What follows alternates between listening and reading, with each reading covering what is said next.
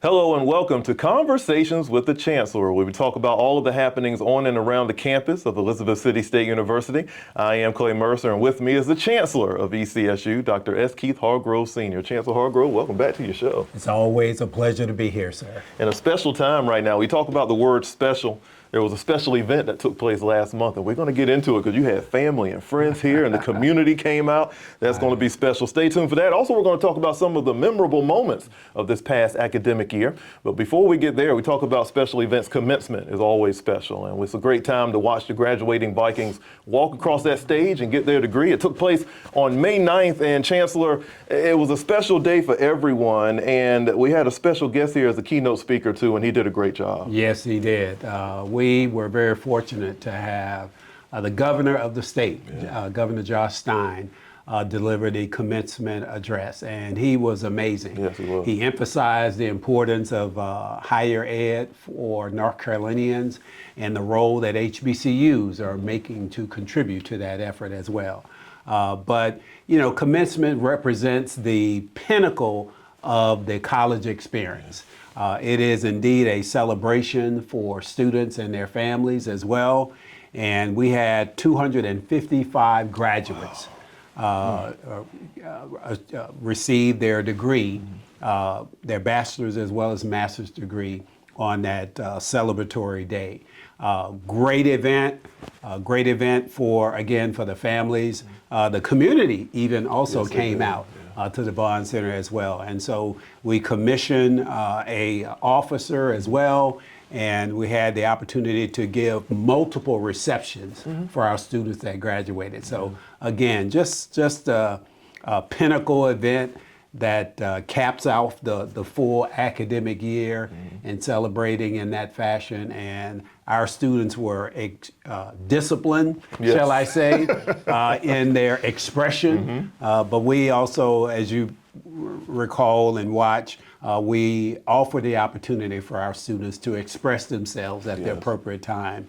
And our students are just very focused, disciplined, and able to demonstrate and display that celebration at the appropriate time. And so that means a lot to us. It says a lot about maintaining the dignity of the commencement ceremony in terms of its tradition, but also infusing a little of cultural celebration as well. And so just an amazing event, and we're ready to move into the summer and prepare for the next year. You know, you talk about the combination of it's a formal event, but obviously you want them to have a great time because their family and friends are there to celebrate the achievement. And so I think ECSU does a wonderful job of that every year, making sure it's a great combination, that they enjoy themselves, but everybody just has their moment. And I think ECSU does a fine job with it. And it was really special. And if you missed out on it or you just want to watch it again, it is available on the ECSU YouTube channel. You can watch it anytime. It's always special. Had a nice viral moments during that period of time too. There was a few performances, especially from ECSU, the choir with their performance, and just really a special time for everybody. Yes, yes, it was. The engagement of the campus, the choir, many of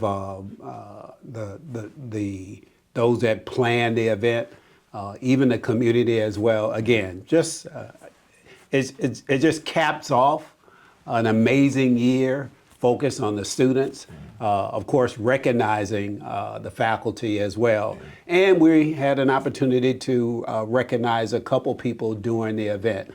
The passing of a student, recognizing Coach Mackey as well. Yes. And so it was just an amazing event for the community as well as for our amazing students. Well, you used the word amazing event, and there was an amazing event that took place back on April 24th and April 25th. We'll call it the installation weekend because it seemed like it was a celebration all week long, but it really came down to Friday and Saturday, and it was really, when an event like this is planned well and the planning goes into it, that's when the magic happens. And it seemed like all weekend it was just a lot of magic taking place. Family and friends were here to celebrate you. For a moment, I just want you to kind of speak on the impact it had on you. An historic event like this, a special event, I'm sure you had some feelings that just came out during that time. Well, you know, Clay, to say that was an emotional event is an understatement.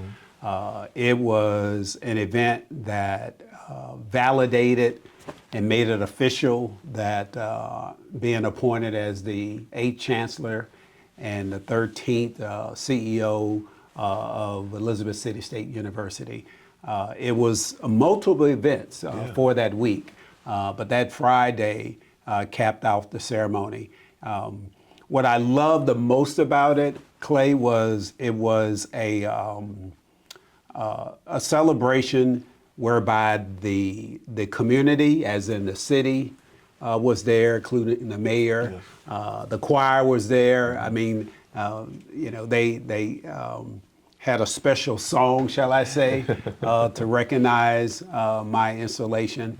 And then, of course, my family was there. And my mother was there doing the swearing in.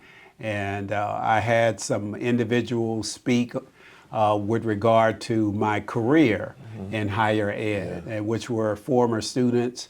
And of course, everyone had mentioned about my son sharing his kind words about, well, this chancellor thing is a big thing, but to him, he's just my dad, yes. Which was very emotional.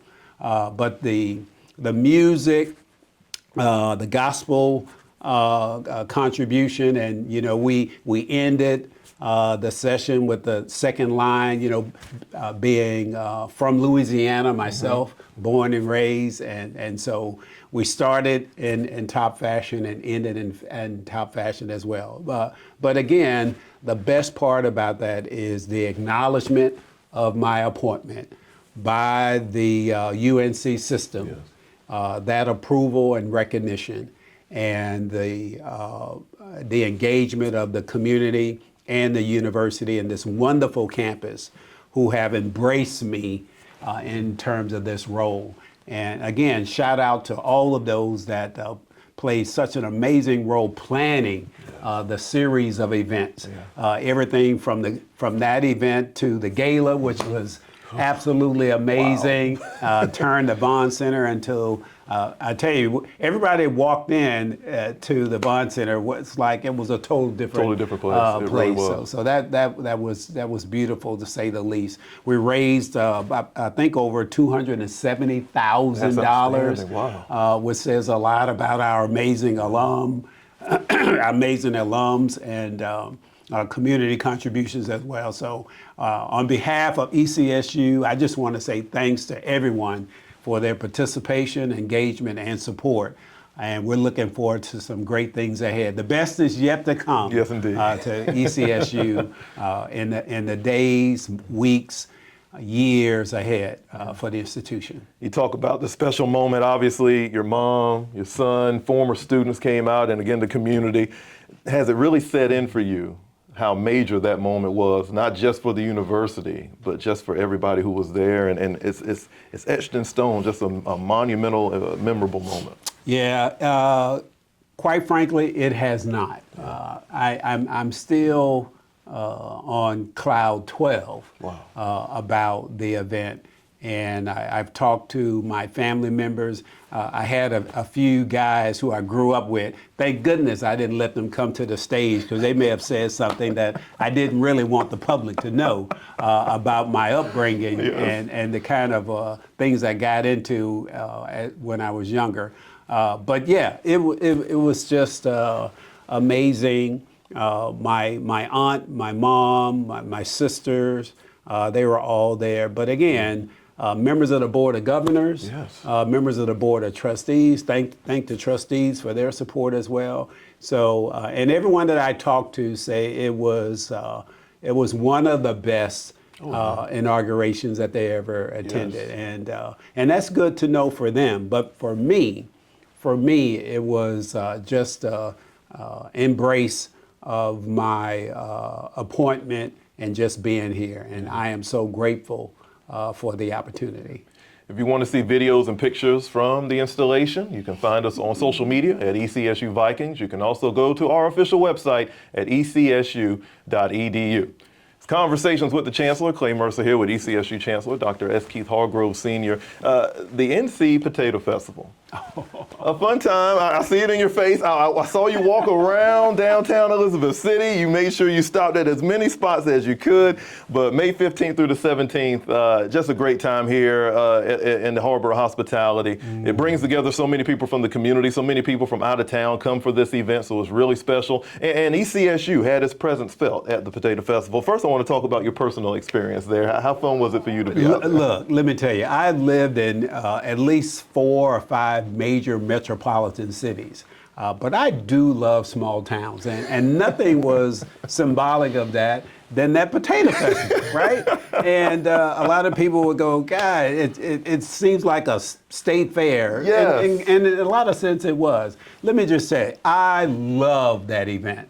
I was there every day. Wow. Even from the opening of the event where I gave remarks, and I was there every day. All the vendors, all the so much selection of different types of food as well, and there were a lot of bands that were there, a lot of music. It was just an amazing event. And I tell you, every time I go to a festival or state fair like that, there are 2 things I'm gonna make sure I get. Okay. One is a funnel cake. Okay, yes. And the other is a turkey leg, and I did both. And so because of that, I thought it was just an amazing event. You know, ECSU was well represented. Yes, we had our STEM truck there. That's correct. Exposing the programs in aviation and promoting STEM education. We were there recruiting as well. But it was just an amazing event. I just love meeting people. I'm walking and stopping and talking to people as well. And I just want to commend the city in their planning of the Potato Festival. And I share that with a couple events, places that I've traveled just recently about the Potato Festival. And I've invited many people to come for next year's event. So I had a blast, looking forward to next year, and I'm sure everyone that attended had as good a time as I did. Well, I believe he may have gained a pound or 2 because of all the good eating that he did. At And I Potato needed Festival. that too. I need to gain a couple pounds, but yeah, it was great. I tell you, that funnel cake made my day. I had one too. Did you? I had the strawberry on top of it, and my God. I ate half of it and I felt bad a little bit about it. So. And let's not miss out the rides and the carnival rides there, which I think all the young people, kids had a good time as well. I think they did too. Great time at the North Carolina Potato Festival. Just one of the many events that happens here in the Harbor of Hospitality. And again, if you want to see all the pictures from it, I'm sure Chancellor did take a few pictures and all of that. You can go to our website and see all of that. As conversations with the Chancellor, I want to switch it up a little bit, Chancellor. And with the academic year coming to an end, there's always special moments that happen within that academic year. Off the top of your mind, is there anything that comes to your brain as far as anything, your proudest moments or most memorable moments from the year? Yeah, well, there are several. Let me lead with, again, the welcome, the support that I received from the campus community. I think we have some of the most dedicated faculty and staff, individuals, employees that work at the university, and they have embraced and welcomed me well. That's also been true for the city. To our amazing mayor and the other organizations that support the university, as we recognize ourselves or identify ourselves as the community university. The community university, whereby our goal is to do more outreach to the community as well as welcome the community to the campus as well. With that said, there are a number of events, everything from homecoming, all the athletic events that we've had in all sports, from bowling to of course, football and basketball, just an amazing season, which I'm expecting to be even better. Oh, I believe so. This coming year. Of course, Viking Fest, Founders Day, the many events that our students, the SGA, have planned or did plan throughout the year. The activities whereby our students were engaged in leadership development. That's part of what I would call the Viking experience. We talk about Viking pride. For our students, it's also about the academics, but also their social and professional development as well. And so, again, of course, the installation, it's just been a series of events that have occurred throughout the year that I've been very proud of. But more importantly, the people on campus, the faculty, staff, the administrators, all of them just playing just an amazing role, elevating the university and taking it to the next level. So with the adoption of our 5-year strategic plan, it provides a roadmap on where we are now and where our intentions are strategically, where we want to be and what we want to look like in 2030. That's very, very clear, where we focus on student success, having innovative academic programs, creating a great place to work, and having strategic partnerships regionally, locally, and even nationally as well. And so I've never been more optimistic and pleased by where we are and what our goals are for as we move into 26, 27. And so to my executive leadership team, thank you so much for your commitment and dedication as well. And to all the staff that works at ECSU, we really appreciate their dedication, and of course our faculty that plays such a key role, or the key role, in learning for our students, preparing them for the workforce, entrepreneurship, military, or whatever pathway such as graduate school they decide to do. So again, an amazing year. It's been about 10 months or so, 10 and a half months for me. I've often said overwhelmed, but loving every minute. And I share with others that, you know, we may be recognized as a small university, but with big ideas, doing big things. And that trend we expect to continue, and excuse me, and looking forward to doing more. Well, Ascend 2030 is off to a great start. Looking forward to the next academic year after a wonderful 2025-26. And again, it's just going to be a great, great time as you continue your chancellorship, as I guess we can call it now. It's official now. I guess it's official now. It's That's a beautiful thing. So again, you're listening to Conversations with the Chancellor. We thank you all for joining us. Chancellor, before we go, I always like to find out about what's happening on campus, all the construction, all the initiatives that we have going on, renovations. Are there any updates that you can give us right now? Well, at this point, you know, the summer is a time where somewhat of a downtime, but we will be offering a number of summer programs on campus. It is an opportunity to do some renovations and preparing the campus for the next academic year. And it's also a time to some of our dedicated faculty that are doing applied research to do some work during that time. But it's really getting ready, recruiting for the next fall and August, and we're looking forward to having a good group of students representing from out of state as well as locally, and another fantastic and amazing academic year 26-27, and a special focus, excuse me, a special focus on our athletics. We're looking forward to a much better season in all of our sports, and we are making a commitment to make an investment in many of our sports to take it to the next level. So with our great coaches, our talented and athletes as well, where academics do come first. We're looking forward to a higher level of performance and a few more W's, for this coming season and all of sport.